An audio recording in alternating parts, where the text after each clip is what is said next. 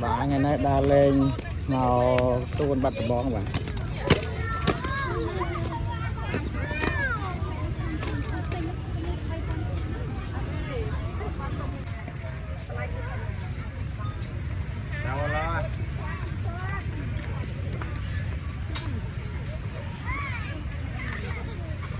màu tê đó có nè bình hứng rồi vô bên đo ngay bên đo đâu bài đi mà mau có lên xuân bắt được bóng mà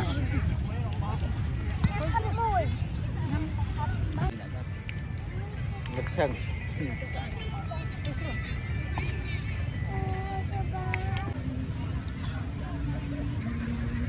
rồi ngay bà chung con ta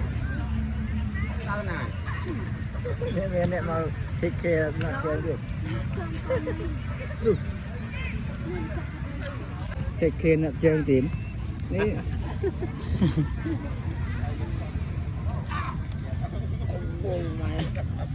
phật trời mà mùi biển mà sao chừng đào biển con đàn này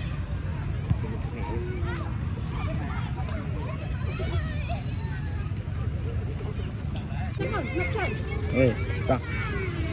lên cái bài tao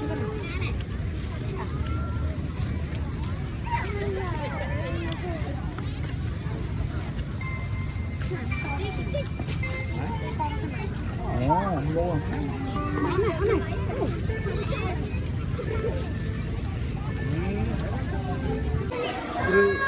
Krupet apa krupet?